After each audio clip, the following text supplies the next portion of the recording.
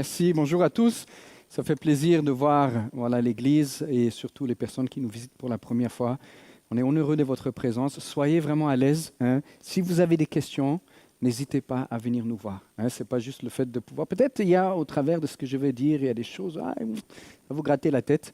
On veut être là pour pouvoir aider à vous suivre, à cheminer avec vous dans les questions que vous pouvez avoir.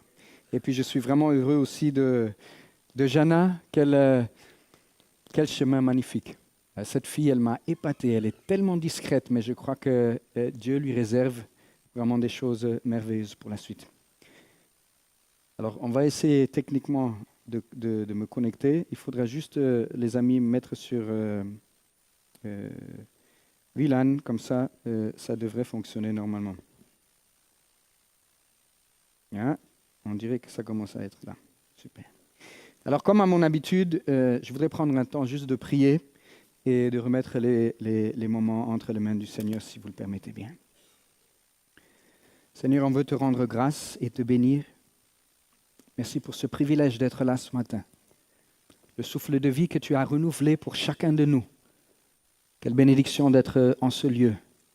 Quelle bénédiction de pouvoir être exposé à ta parole.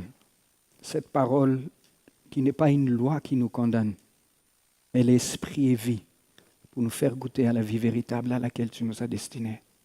Que cette parole, Seigneur, prenne racine dans nos cœurs ce matin. Qu'elle nous transforme, qu'elle nous interroge, qu'elle nous étende et qu'elle nous fasse grandir à la ressemblance de Christ ce matin encore. Merci pour chaque personne qui est ici présente. Merci parce que tu sondes les cœurs et les reins. Tu connais la réalité des circonstances des uns et des autres. Et Seigneur, aujourd'hui, tu veux aller à la rencontre de chacun de nous au travers de ce temps. Seigneur, que je puisse diminuer, que tu puisses croître et que toute la gloire te revienne dans le nom de Jésus. Amen. Je ne sais pas pour vous, mais pour moi, la vie me fatigue. Est-ce qu'il y a des gens qui disent, mais la vie, c'est fatigant quand même, non? Ou je suis le seul? Est-ce qu'on peut être honnête 2 minutes? Alors, les jeunes, ils sont comme ça, non, la vie... vous voyez que plus l'âge avance, plus on se dit, mais la vie, c'est quand même fatigant. Quand les parents font tout pour moi, quand on m'amène dans les entraînements, là tout va bien, je ne suis pas fatigué, je surfe devant l'Internet, mais au bout d'un certain temps, quand on commence à vivre la vie, la fatigue vient. La fatigue physique, mais je crois plus encore dans ce monde actuel que la fatigue physique, c'est l'épuisement mental.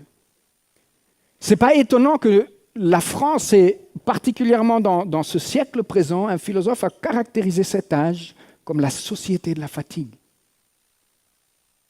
Le nombre de burn-out au travail, c'est la maladie presque numéro 1 en France.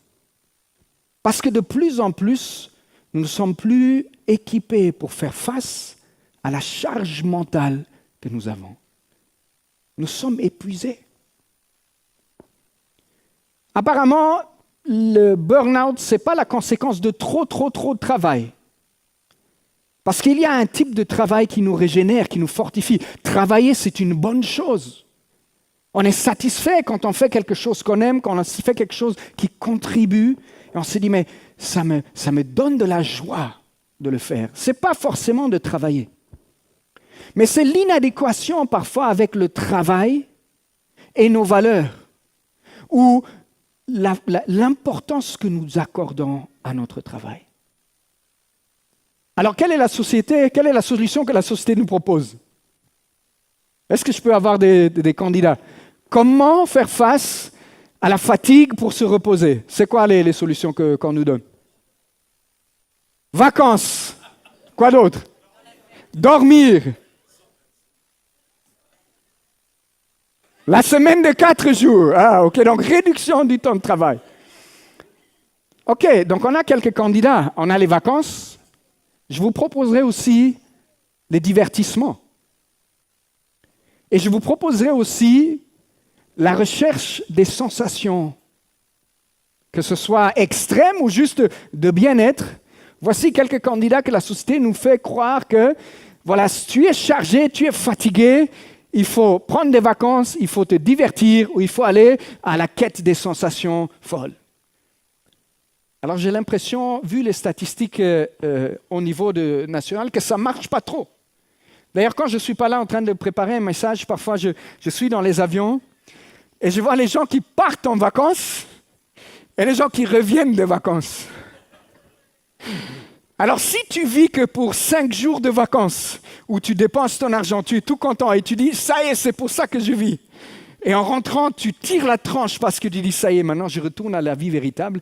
Si c'est ça la solution, j'ai craint pour toi. Parce que ce n'est pas la solution. Parce que réellement, la fatigue, elle est bien plus que physique.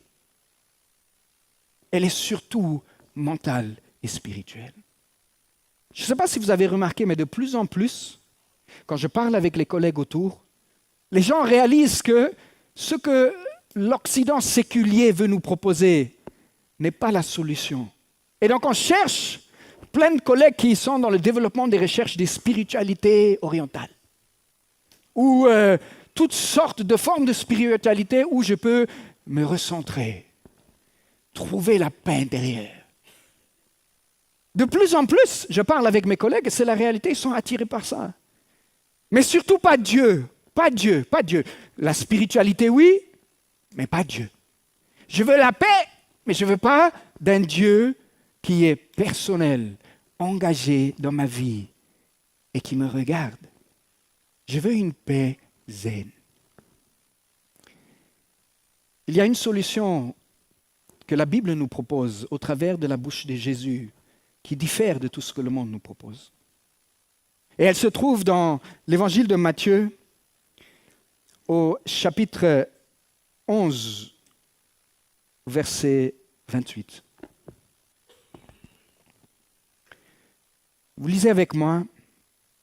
Venez avec moi. Venez à moi, vous tous qui êtes fatigués et chargés, et je vous donnerai du repos. Prenez mon joug sur vous et recevez mes instructions, car je suis doux et humble de cœur. Et vous trouverez du repos pour vos âmes, car mon joug est doux et mon fardeau léger. Venez à moi. Vous allez vous rendre compte que Jésus s'adresse à une catégorie de personnes. Il ne dit pas, venez tous. Il dit, venez à moi, vous qui êtes fatigués et chargés. C'est intéressant. Pourquoi il y a cette distinction? J'ai beaucoup de collègues quand je parle et je partage ma foi, ils disent oui, mais la foi c'est bien si ça marche pour toi. Mais désolé de te le dire aussi crûment, mais je crois que la foi c'est pour les faibles. C'est pour voir une béquille sur laquelle on peut s'appuyer pour vivre la vie. Et je dis, mon ami, tu as tout à fait raison. La seule différence, c'est que moi j'ai pris conscience de ma faiblesse, toi pas encore. Mon ami, tu n'es pas suffisamment fort pour faire face à la vie. Et si tu te dis aujourd'hui dans ton orgueil en disant non, moi je prends la vie, je croque à pleines dents, ainsi de suite, attends, vis assez longtemps. Quand les défis de la vie te terrassent et tu n'as plus l'occasion et ton cœur commence à dire mais en fait finalement je ne me suffis pas à moi-même. Jésus te tend la main, viens à moi. On ne peut pas venir à Jésus si on ne prend pas conscience de son besoin de venir à lui. Je ne viendrai pas à Jésus comme mon Seigneur et mon Sauveur si je crois que je n'ai pas besoin de Seigneur et de Sauveur. Et beaucoup, quand ils sont dans la force de l'âge, dans la projection de tout ce qu'ils peuvent imaginer pour l'avenir, ils disent « Moi, je n'ai pas besoin, je suis trop fort, je me suis fait moi-même. » Le plus grand mensonge du siècle, personne ne s'est fait soi-même. Si ta maman ne t'avait pas changé les couches là, si on ne t'avait pas nourri, personne dans ce monde ne se fait tout seul. Et si tu regardes bien, la réussite que tu t'attribues aujourd'hui est la concordance de facteurs que tu ne maîtrisais pas du tout. là où tu es grandi, là où tu as eu l'occasion d'aller à l'école, les opportunités qui se sont présentées à toi. Vraiment, tout ça, c'est le fait de ta puissance. Un moment dans la vie, on arrive à réaliser qu'on n'est pas suffisamment fort. Parce que Dieu nous a fait comme ça, les amis. Ça n'a jamais été l'objectif de vivre la vie seule. La manière dont Dieu nous a constitués, c'est qu'il sait que nous avons besoin de lui. Et si tu te dis, j'ai peut-être pas besoin, je fais face à la vie, j'ai un adversaire pour toi auquel tu ne fais pas le poids. Qu'en est-il de la mort? Si tu dis, je peux faire face à la vie, est-ce que tu peux faire face à la mort? Désolé, mais tu ne fais pas le poids. Alors Jésus dit, non, vous qui avez compris que la vie c'est difficile, vous qui êtes arrivés quelque part à épuiser toutes vos forces personnelles et vous réalisez que par mes propres forces, je ne pourrai pas. Ça te pose dans une bonne condition d'humilité pour réaliser, j'ai besoin de toi. Je prie pour que tu arrives vite à cette conclusion. Je prie vite que plus tôt dans la vie, tu arrives à la conclusion que tu ne te suffis pas à toi-même et que tu ne fais pas le poids face à ce que la vie te proposera. Je voudrais regarder en 2 minutes ce terme qui nous est proposé ici, la traduction « Vous êtes fatigué et chargé ». Voilà.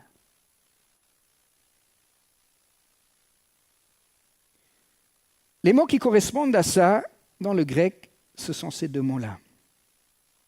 Et je me permettrai d'être un peu plus libre dans la traduction que ce que Louis II nous propose.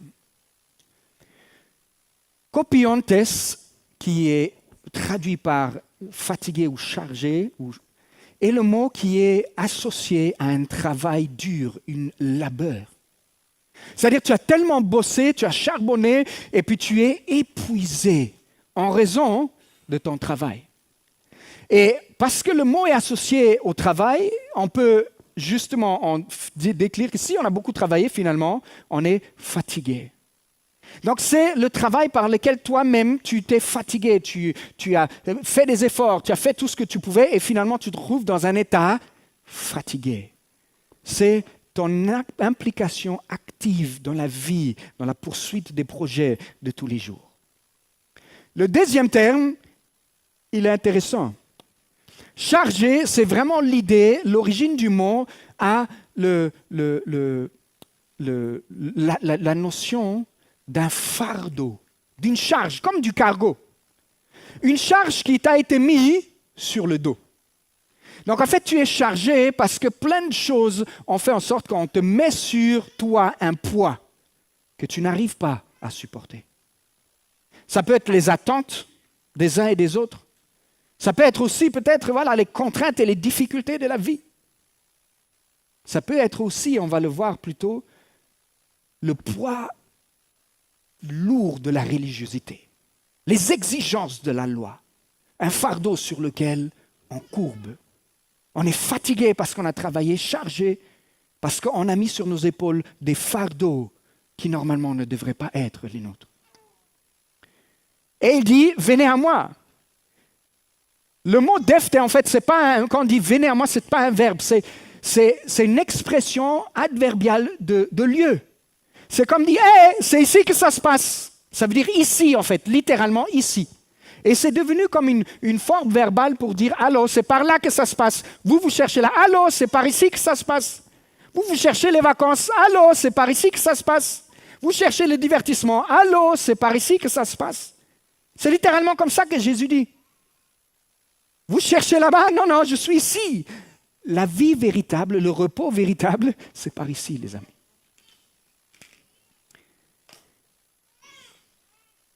Et c'est là où il nous dit, Jésus appelle ceux qui sont fatigués, et c'est lui qui nous donne du repos. Littéralement, qui dit, je vous reposerai. C'est intéressant, hein? Ce n'est pas juste une question de il reçoit le repos, c'est que moi je ferai en sorte que tu sois reposé. Je te reposerai. Ça vous fait penser au bon berger qui nous fait reposer auprès de verts pâturages. Donc, il nous dit, vous venez à moi et moi, je vous reposerai. Donc, la solution, ce n'est pas aller faire des vacances, c'est bien. Prendre du divertissement, c'est bien. De se reposer physiquement, c'est bien.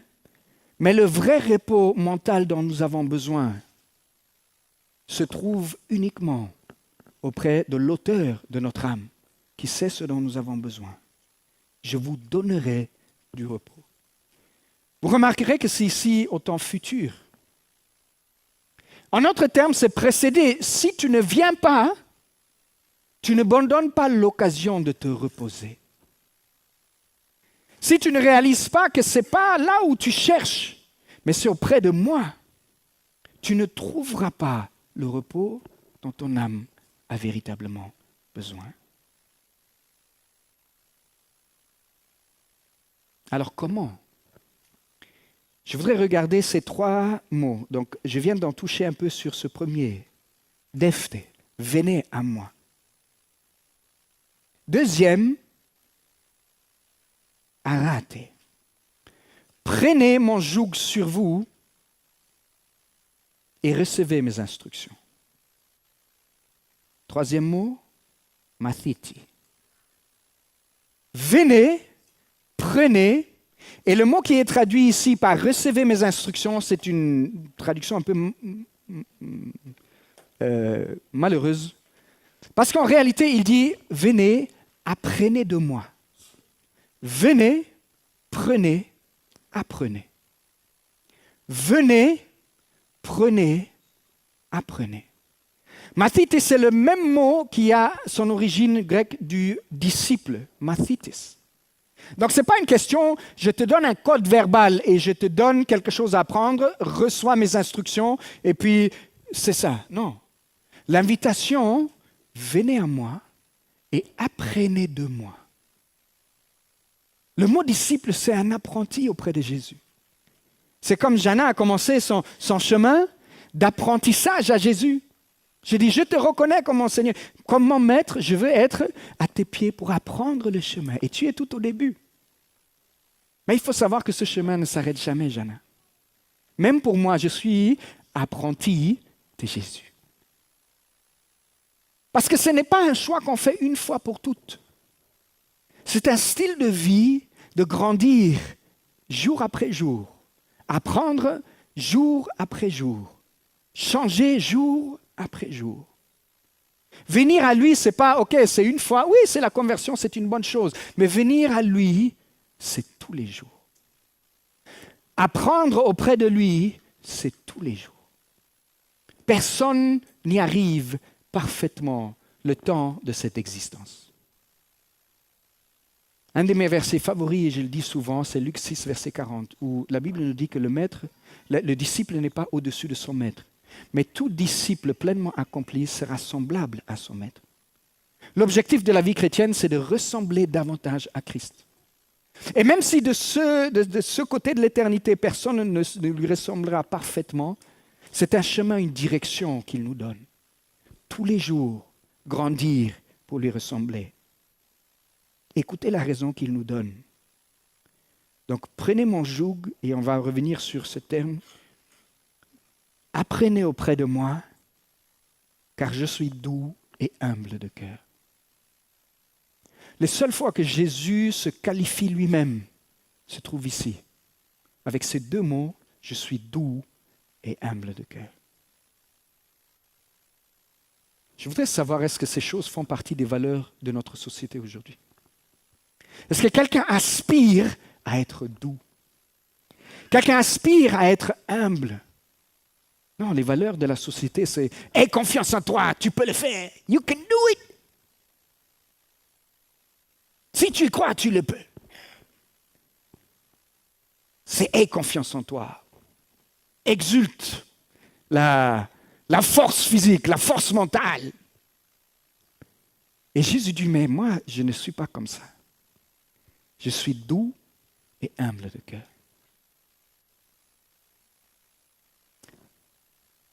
si notre objectif, c'est de lui ressembler, tu peux apprendre toute la Bible par cœur, connaître l'hébreu, le grec et l'araméen. Mais si tu ne grandis pas en douceur et tu ne grandis pas en humilité, tu ne lui ressembles pas.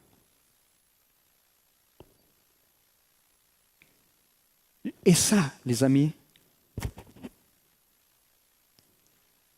c'est autant vrai pour vous que pour nous. Et quand je dis pour nous, c'est les personnes qui se tiennent ici, moi y compris. Parfois, on a une fausse idée en croyant que les personnes qui ont la charge de porter une église ou qui sont prêtres ou pasteurs, c'est comme si en fait ils sont arrivés. Non. La réalité, c'est que nous grandissons au travers de ça tous les jours. Et je me suis rendu compte, particulièrement récemment, où je dis dans le domaine de la douceur, tu as du travail à faire.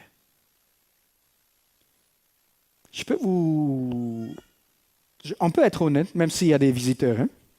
Même s'il y a des visiteurs. Je vous donne un exemple concret.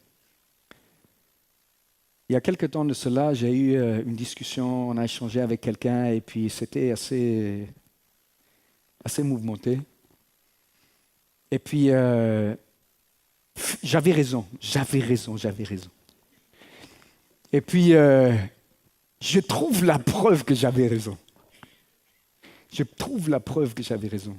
Et du coup, je rappelle la personne et je suis là, hein, on est avec les garçons et puis il me voit, je dis « Yes !» En toute sincérité, je lui ferme le bec. Mes garçons sont là, ils me regardent. J'avais raison. Et la preuve que j'avais montrait que j'avais raison. Mais en fait, en réalité, j'avais tort. Parce que de le faire de cette manière-là, c'est que même là où tu avais raison au départ, tu es venu fautif. Parce que ton attitude de cœur ne s'aligne pas avec la pensée de Dieu. J'ai rappelé la personne et c'était la catastrophe, bien que j'avais raison. Parce que mon attitude de cœur n'était pas alignée avec l'attitude de Dieu. C'était pour moi une leçon. Parce qu'il ne s'agit pas juste d'avoir raison. Est-ce que dans le fait d'avoir raison, je peux être doux et humble de cœur? Voilà, petite parenthèse. J'espère qu'on peut être de plus en plus honnête avec nous-mêmes quand nos motivations ne sont pas là où ils doivent être. D'avoir le courage de dire, oui, peut-être j'ai eu, mais la manière de l'avoir fait. Là, c'était de façon triomphante. Je dis, j'ai raison et voilà, je le montre, comme si on était dans un combat. Et pourtant, mon attitude a blessé et détruit l'objectif que Dieu avait là devant. Doux et humble de cœur. Je dis, Seigneur, je veux grandir pour te ressembler davantage. Que mon cœur reflète le cœur du Père. Que dans ma manière de faire, d'interagir, que je puisse refléter la réalité de ta douceur, de ton amour et de ton humilité. Et laissez-moi vous dire, l'humilité est bien autre chose que ce qu'on croit. L'humilité n'a rien à voir avec le fait de se courber seulement, je ne vaux rien, non. Ça n'a rien à voir. Parfois, une personne qui peut sembler orgueilleuse, son cœur est humble.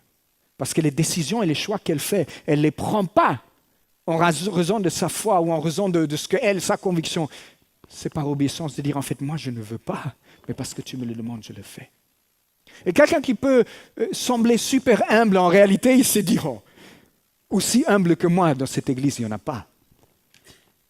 Vous voyez le paradoxe? Il n'y a personne qui m'arrive à la cheville quand il s'agit de l'humilité.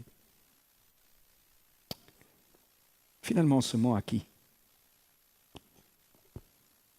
Devenant doux et humble de cœur. Pas d'apparence. Pas dans les yeux des autres. De cœur. Que quand Dieu nous voit, Il dit oui, j'approuve. C'est de cœur, c'est pas d'apparence, c'est pas parce qu'on a pris les codes de la société, c'est pas parce qu'on connaît le langage qu'on parle dans l'église. Ah oui, je suis tellement honoré par... Non, c'est la réalité du cœur qui parle de l'humilité et de la douceur. Je préfère que tu apprennes moins de la Bible et plus de son humilité.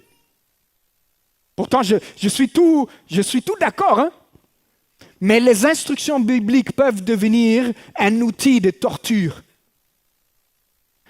Je peux lire la Bible dans l'objectif de corriger quelqu'un d'autre. Je peux lire la Bible pour rendre esclave, poser un joug sur les épaules de quelqu'un d'autre. Et j'utilise la parole de Dieu qui a été amenée pour nous connaître la vérité, pour rendre en connexion avec Christ comme un outil de torture. Et peut-être que toi, dès ton jeune âge, tu as été torturé à versets bibliques. Et c'est une des raisons pour laquelle tu te dis, mais si c'est ça, c'est très différent de Jésus. Et c'est là où Jésus fait la grande distinction. En fait, le mot joug, c'est un mot qui est utilisé dans la culture hébraïque pour dire la loi ou les instructions. Il dit, vous êtes en train de crouler sur la loi, les exigences des pharisiens, qui déterminent tout exactement. Alors, sur le jour du Shabbat, tu n'as pas le droit de faire A, B, C, D, E. Et du coup, tu dis, dès que je fais quelque chose, peut-être. Toutes les instructions, tu ne fais pas ceci, tu ne fais pas cela, et si tu fais ça. Tellement coincés. Il y a des gens qui viennent à l'église coincés. Parce qu'ils ont peur. Ils marchent dans la vie coincés. Ils ont une vision de Dieu comme s'il était assis sur son ciel avec une sorte d'arpe à flèche, je ne sais pas, qui te localise dès que tu fais un faux pas. Poum, poum. Parce que c'est comme ça que Dieu peut-être nous a été présenté, ou l'expérience que nous avons avec Dieu. Dès qu'il y a un faux pas, ce n'est pas le Dieu que nous avons vu en Jésus-Christ. Et c'est là où il fait la grande différence. On met sur vous un joug que vous n'êtes pas en mesure. Mais mon joug, il est doux, il est léger. Mes instructions, mon chemin de vie est doux et léger. Les commandements de Dieu ne sont pas pénibles. Ils sont instructions pour la vie véritable. Et je comprends beaucoup de personnes qui ont été blessées par une culture légaliste, imposer des lois, imposer des exigences, des choses que toi et moi, on n'est pas en mesure de faire. Personne n'est en mesure de vivre une vie parfaitement juste, parfaitement sainte. Et c'est exactement la raison pour laquelle Christ est venu à notre rencontre. Pour dire, ce que tu ne peux pas faire, je le ferai à ta place. Et tu bénéficieras de ma vie, de la justice avec laquelle j'ai vécu. Que si tu crois en moi, cette justice, c'est un cadeau que je te fais. Le joug de la religion, je te demande ce matin de l'échanger contre la légèreté de la relation. Dieu nous propose une relation au travers de Christ, pas une règle en plus, pas un fardeau en plus. Il nous dit, viens, prends et apprends. Apprendre auprès de lui, c'est le plus grand des privilèges, parce qu'on est au pied du plus grand de tous les maîtres de tous les temps. Vous savez, quand on cherche à trouver le directeur de thèse ou le maître de stage, plus la renommée de la personne est grande, plus quelque part on se dit, mais super, je suis tellement heureux et chanceux parce que je vais bénéficier de toute la sagesse, de la renommée, de tous les bénéfices qui sont attachés à ça. Là, nous l'avons, l'auteur de la vie. C'est lui qui a tissé l'univers comme une œuvre d'art. Et il t'invite à être son apprenti. Je ne sais pas si nous réalisons à quel point nous sommes privilégiés. Tu veux connaître la vie véritable? Viens, prends et apprends. car son enseignement ou son joug est véritablement doux, bénéfique, bon. Et son fardeau est plus léger que n'importe quel autre fardeau. Ça ne veut pas dire que la vie chrétienne est facile. Mais ça veut dire que ce que tu vas porter, tu seras en mesure de porter parce qu'il est avec toi. Il y a des choses que nous n'avions jamais été désignés pour porter, mais nous les portons et ça nous écrase. On te charge avec des responsabilités, tu te charges avec des responsabilités. Et parfois, on prend une brique, une autre, c'en est comme ça. Et plus on avance dans la vie, plus on avance en responsabilité, plus les enfants grandissent, plus on a des petits-enfants, plus les soucis et les fardeaux et les charges et les peines se multiplient. Est-ce que je peux avoir un témoignage? Il faut vivre juste assez longtemps pour se rendre compte que la charge devient de plus en plus lourde. Qu'est-ce que Dieu nous demande? Oui, bien sûr, on grandit, on mûrit, on devient plus fort.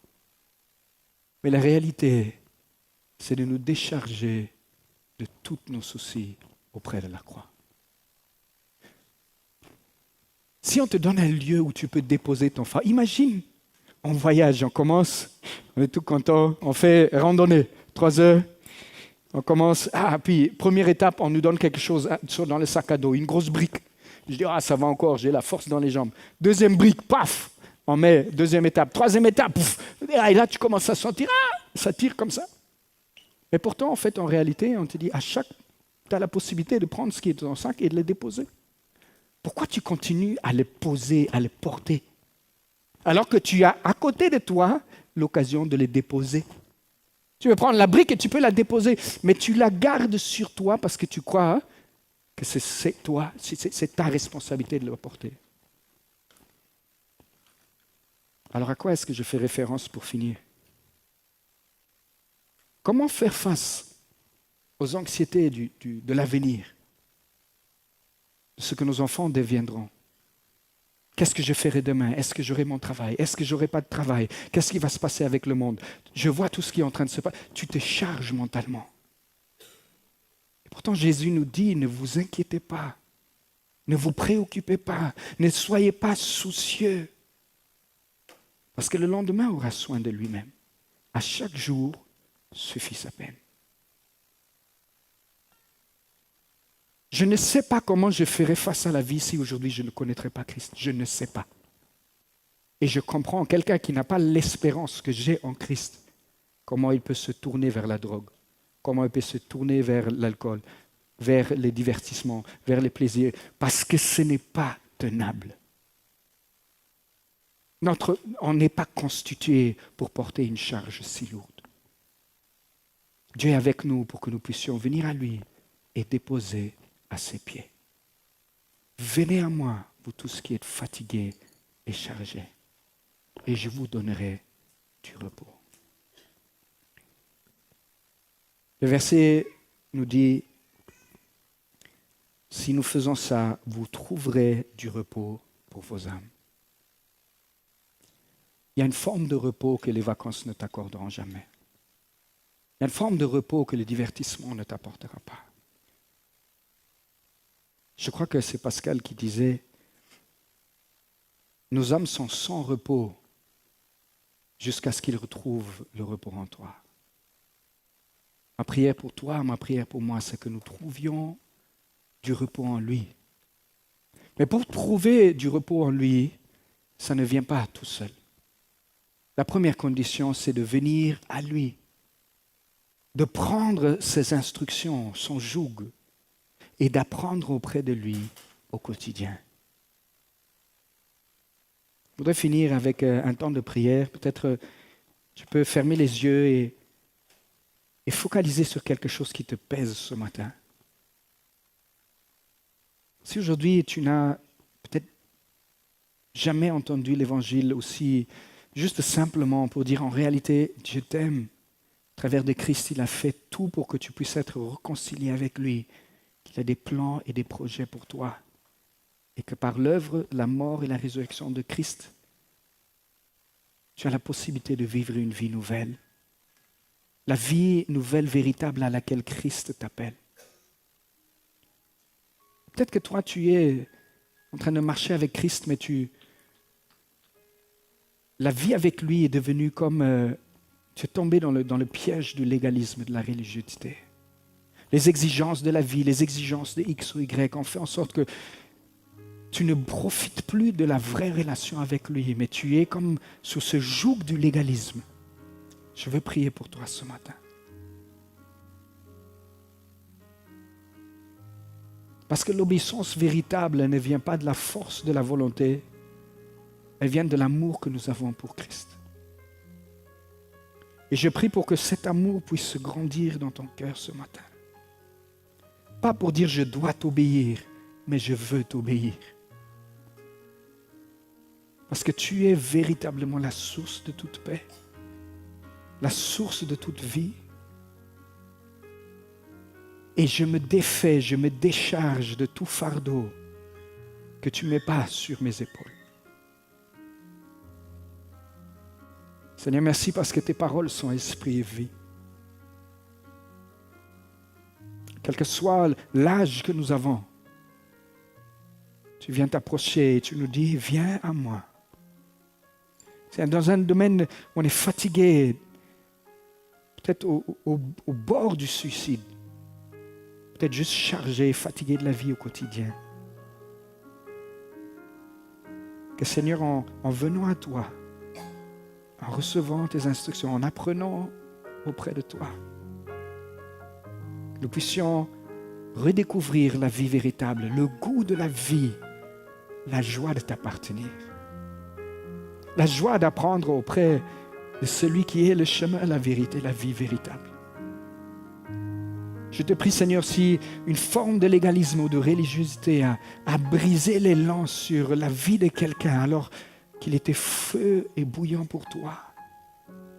Les déceptions de l'Église, les déceptions de la marche, les déceptions, Seigneur, que cela a étouffé cette passion qui brûlait dans le cœur. Je prie que tu ranimes cette flamme. Qu'elle consume, Seigneur, les divertissements inutiles. Qu'elle crée une soif des choses te concernant.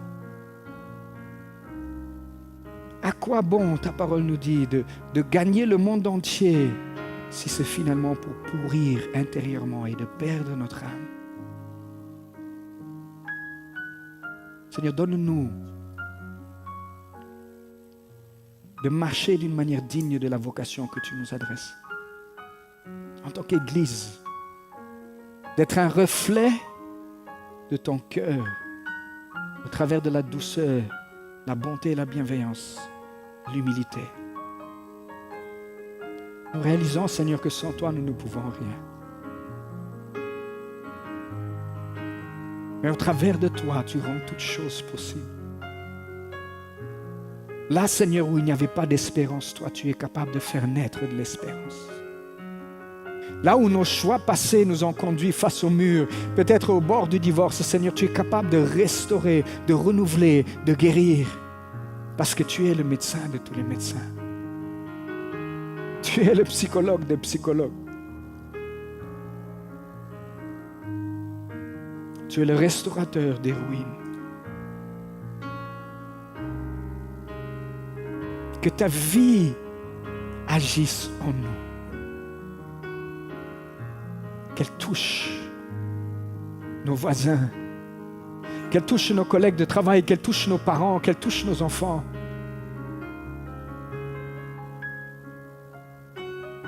Seigneur, je prie pour que cette parole porte du fruit dans la vie de chaque personne qui l'écoute.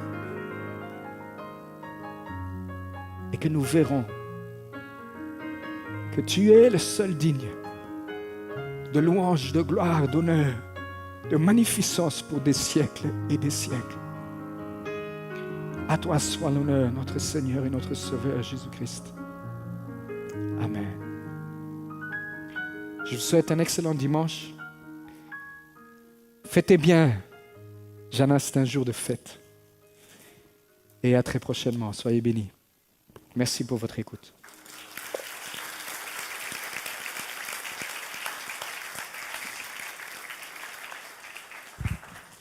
Ne partez pas tous, nous allons donc enchaîner immédiatement avec notre assemblée.